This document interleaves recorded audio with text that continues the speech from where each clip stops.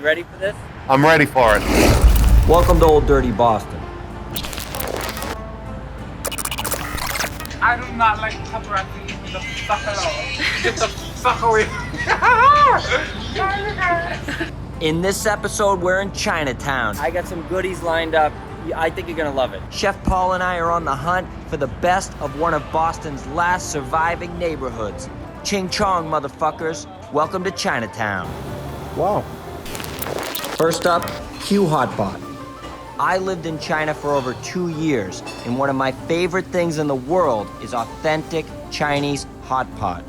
I remember when Q first opened in Quincy years ago. Look at the spread that they put out for us. It was amazing. Right over here for the non-spicy broth, we have the tonkatsu, is a traditional Japanese broth. Okay. And to the right is our classic mala. It's not the spiciest broth you can get from here, but it's something you can start with. Our seafood, supreme seafood platter. This is our tofu platter. It has everything you can ever imagine with the tofu. Mushroom is actually one of the greatest things you can have. Right over here is the Angus ribeye. This is actually our supreme beef platter. I'm in sheer ecstasy right now. The first wave of Chinese immigrants that came to Massachusetts were brought from San Francisco in 1870 to break a workers' strike at the Sampson Shoe Factory in North Adams.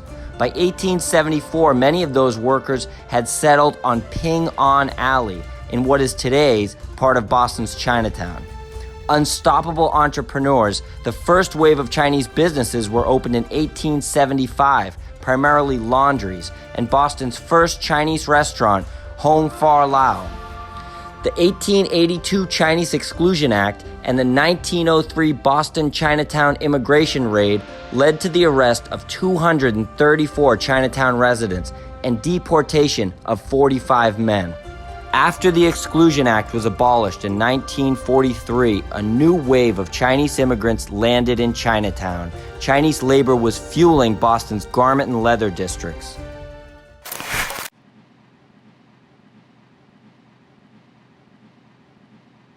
Come on in. Yeah. Welcome to Shoujo. So your family owned China Pearl. Mm-hmm. They got it in 88. Yep, they bought it in 1988. Yep. Was it a mob spot in 88?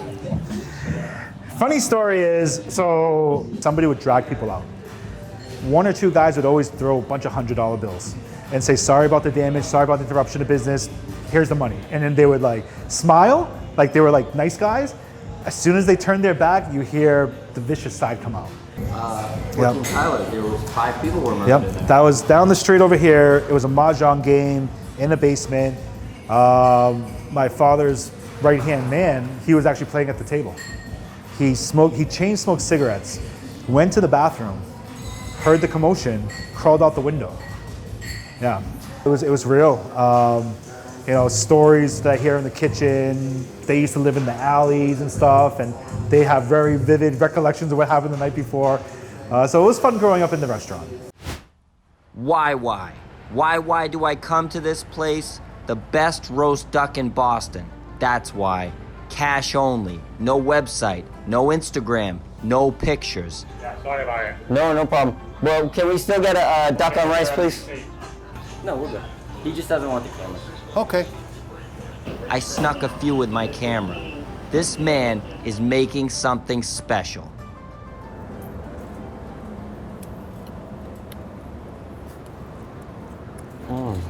But it's all about that rich, deep, fatty flavor. Yep. And they put this scallion sauce on it that's a little sharp, a little cuts through it a little bit. Cut through the fat. Exactly. The guy really does what he wants. It's his rules. It is. And I think he's done, in my opinion, the best duck in Chinatown for years, so he can do whatever he wants. There's something to that, you know? Wai Wai. Wai Wai. Wai Wai? Where are we headed next? Now we're going to a place called Jean's Flatbread Cafe. Flatbread, like pizza? That's what, I think they misnamed it because Yeah. they make flat noodles, hand-pulled noodles. I've heard about that. Most of the food in Chinatown is a southern style, Hong Kong, Cantonese. It's sweeter, it's lighter. Jean's is from Xi'an.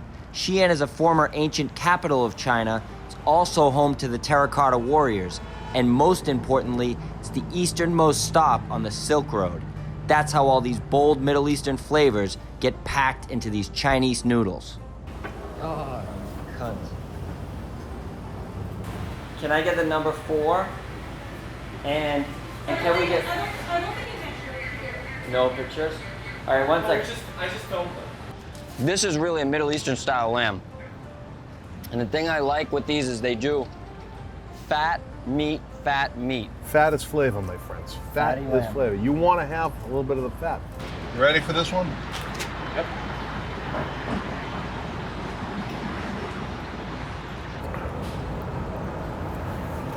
Can you grab me a bottle of water? Water? The lamb, you're right. The lamb is delicious. The noodle, though, that's the sneaky Pete. If people like a little bit of hot food, and then you get that cool cilantro in there with it, you got to try this. I'm a believer now. This is delicious. No pictures, but what the hell. Thank you, sir. This woman, the egg puff lady, she's kind of famous in Chinatown. She's She unbelievable. was the first one that did these Hong Kong egg puffs. This is the best snack to me. There's something familiar about this. Almost like a waffle kind of a flavor, but it's got a chew. Yeah, the balance of sweetness, the lightness. It's unbelievable. That's a good little find. So let's go get your first bubble tea. You ready? I'm down for it.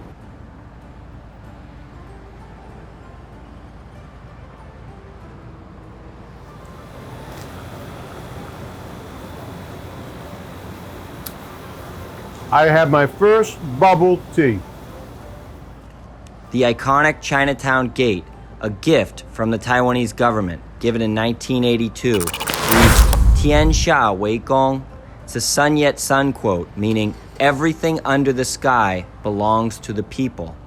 And Li Yi Lian Qi, the 4 societal bonds of Confucianism: propriety, righteousness, integrity, and honor.